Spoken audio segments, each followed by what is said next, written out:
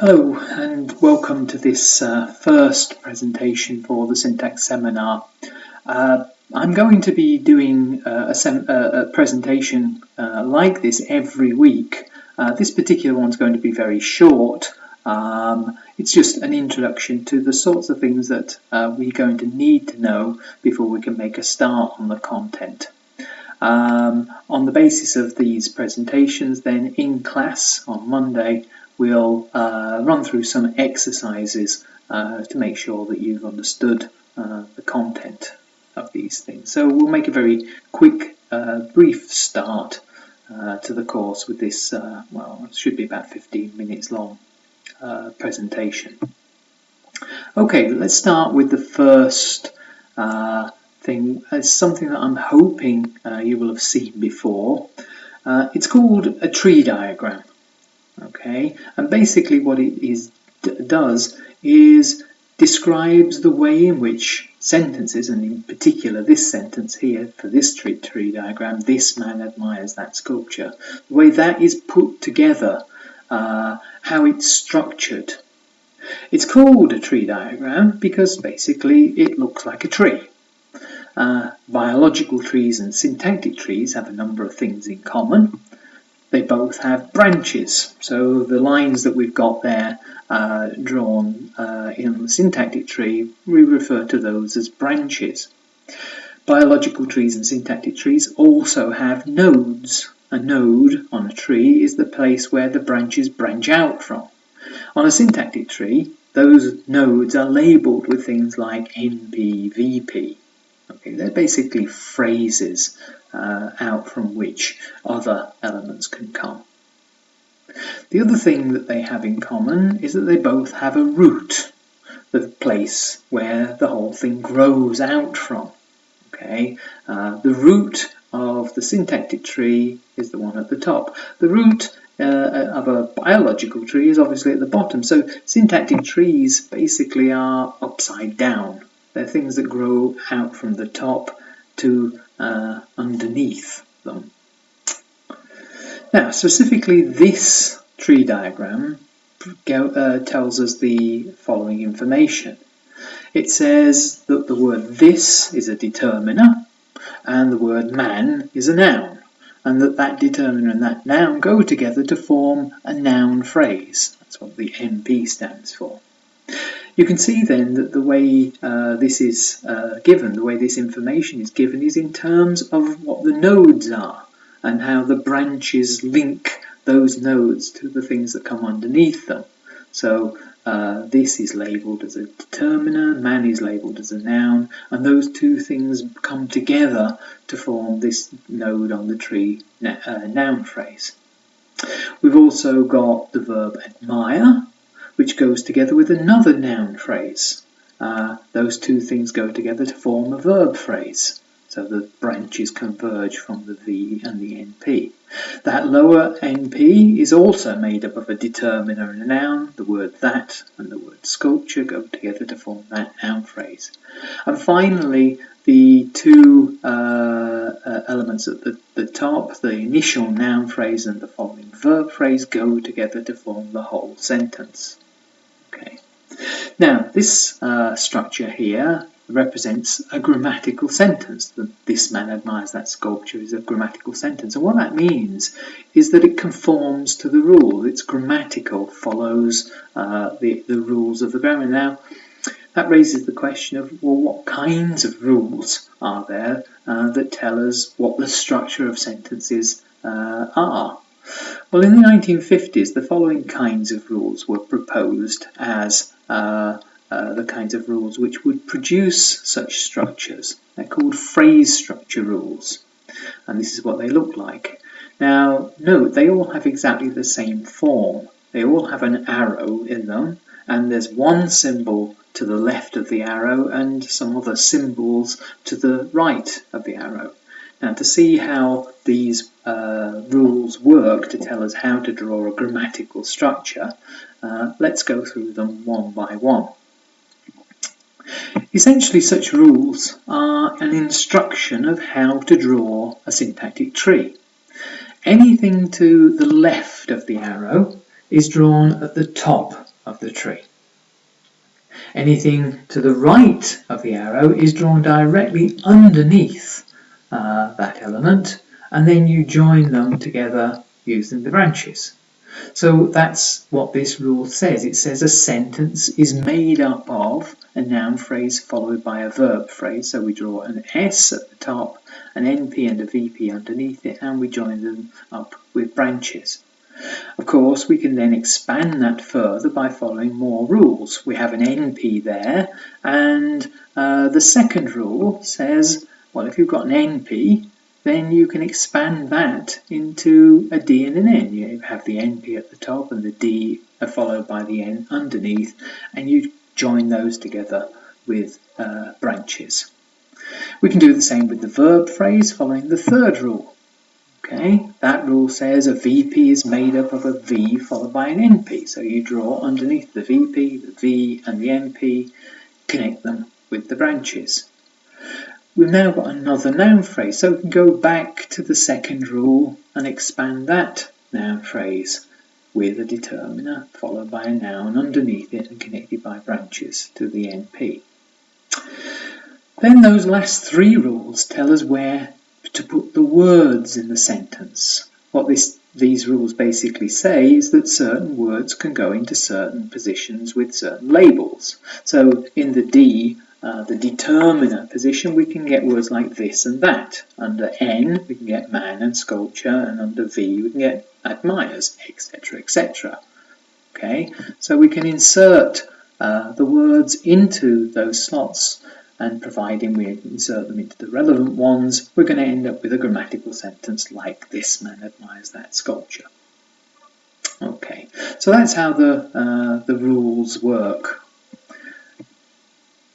There are other phrases, however. We've just looked at basically verb phrases and noun phrases and sentences so far, but there are other kinds of phrases with different elements in them. One such phrase is a preposition phrase. Preposition phrases are usually made up of a preposition like in or on or under, those sorts of things, followed by a noun phrase like the box, which is a determiner followed by a noun. Okay, so you can get a preposition phrase in the box. Now here I'm representing this preposition phrase using a different method. I'm using what is called labelled bracketing. A labelled bracketing basically gives exactly the same information as a tree diagram does. The way that works is that the outer brackets, the brackets which enclose the whole thing, corresponds to what we have at the top of a syntactic tree. Okay, so we could actually draw this structure using a syntactic tree with the outer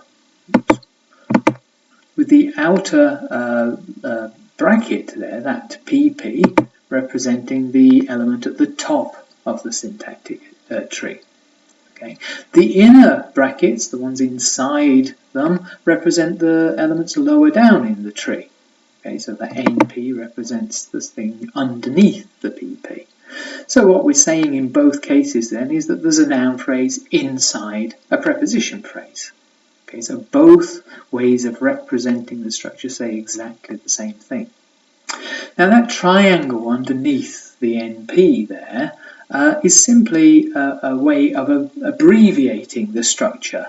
It essentially identifies what is a constituent in a structure, but it doesn't go into the details of what the internal structure of that is. It doesn't tell us specifically that the word the is a determiner and the word box is a noun.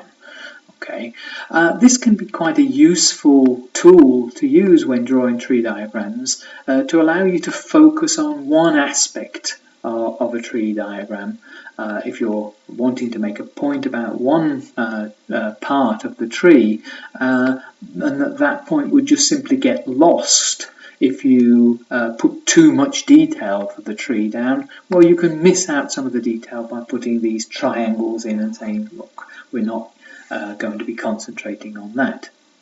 You can do exactly the same thing with labelled bracketings too. You simply miss out that information. So what we've got here, we've got the NP brackets around the words the box. We're not actually telling you what those words are or how they're structured. Okay, so again, you can do exactly the same kinds of things in a label bracketing as you can with a tree diagram.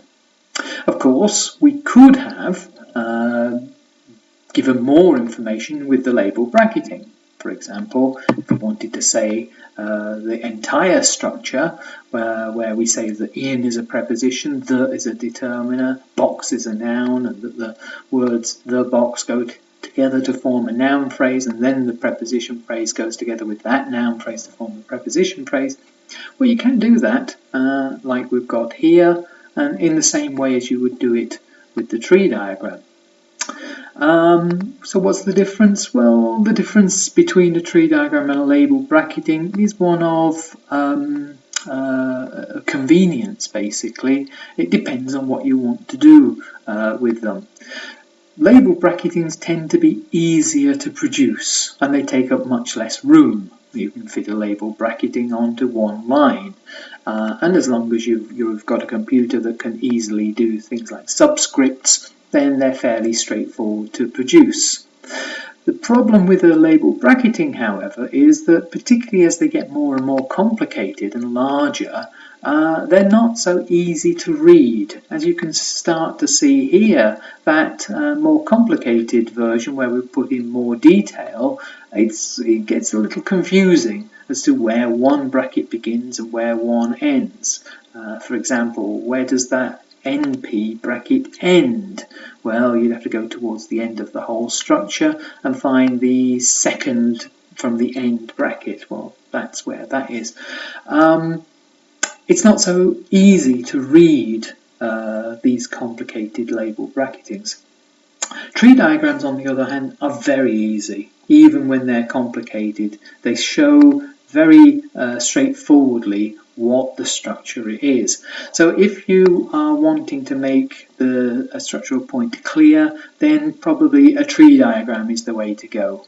If, on the other hand, you're more concerned with ease of production and you don't have to do anything so complicated, then a label bracketing is probably the thing to use.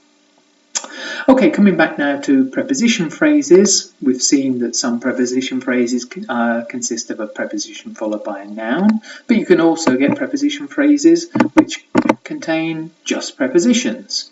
Okay, so in a sentence like John went out, out is a preposition phrase.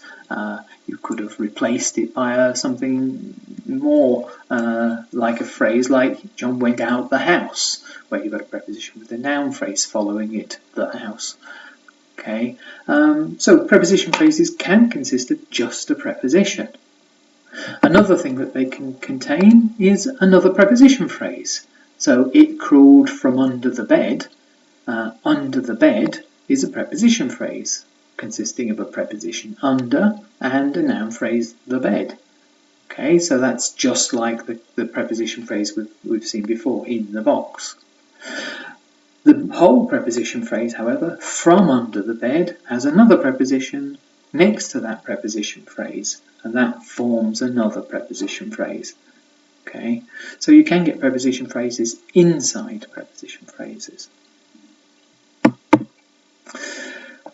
The verb phrase that we've looked at so far just had a verb with a following noun phrase. But again, there are different types of verb phrases. You don't have to have a noun phrase, for example. So just as you can have preposition phrases made up of just a preposition, well, you can have a verb phrase made up of just a verb. Here we've got a sentence, the man relaxed. Remember, sentences are made up of noun phrases followed by verb phrases. Well, relaxed is the thing following the noun phrase, the man, and that's the verb phrase. It consists of just the verb, so we've got a one-word verb phrase made up of a verb. You can also get preposition phrases inside verb phrases. So the man relaxed in the bath is a preposition phrase made up of a preposition in, followed by a noun phrase, the bath. Okay, and that is part of the verb phrase, the thing that comes after the noun phrase, the man. Okay, so here we've got verb phrase made up of verb followed by preposition phrase. Another interesting thing you can have is a sentence inside a verb phrase. So with the example here, the man thinks the cat escaped. The cat escaped is clearly a sentence. It's made up of a noun phrase, the cat, followed by a verb phrase, escaped. Just like relax, this is a one-word verb phrase made up of a verb. Okay, but that noun phrase and that verb phrase go together to form a sentence. And that is inside the verb phrase, thinks the cat escaped. Okay, remember, a sentence is made up of a noun phrase followed by a verb phrase, and the whole sentence, the man thinks the cat escaped, is made up of the noun phrase, the man, and the verb phrase, thinks the cat escaped. So what we've got here then is a verb phrase can contain a sentence, but sentences can also contain verb phrases. And then those verb phrases could contain sentences, and so forth and so on. This is a very important aspect of human language. It's called recursion, where you get one rule applying time and time again, or a couple of rules as we've got here. Verb phrase splits into V plus S, S splits into NP, NP plus VP, VP splits into etc, etc. You keep on recycling those two rules, and you could go on literally forever and produce essentially an infinite number of structures. Okay. Let's look at one more kind of phrase then. This one is an adjectival phrase. Now most adjectival phrases are one-word phrases consisting of just an adjective. So as in he is tall, tall is the adjectival phrase consisting of the adjective tall. You can have inside adjectival phrases words which function very similar to determiners do, how determiners do in noun phrases. Okay, so just as you have the man, you can have words often referred to as degree adverbs, or abbreviated to deg. These are words like so, or to, or as in he's so tall, or he's too tall, or he's as tall as a tree, or something like that. So these words are very similar in many ways to determiners. They come in front of the adjective just like the determiner comes in front of the noun. And they go together with the adjective to form the adjectival phrase. Another thing you can get inside an adjectival phrase is a preposition phrase. This time it follows the adjective, as in an example like fond of chocolate. Of chocolate is a preposition phrase made up of a preposition of, followed by a noun phrase, chocolate, made up of the noun chocolate. Okay, so of chocolate is a preposition phrase that follows the adjective in the adjectival phrase fond of chocolate. Just like verbs, verb phrases, you can get sentences inside adjectival phrases. So, certain the cat escaped. I am certain the cat escaped. The sentence there has got an adjectival phrase with certain in it, followed by a sentence, the cat escaped. We've already seen that sentence and we know it's made up of the noun phrase the cat, followed by the verb phrase escaped. Okay, so basically I've run very quickly through a number of kinds of phrases and the way they're put together. Hopefully this will be enough for you to be able to complete the exercises which we'll be doing in class. So I'll see you on Monday. Okay, bye-bye.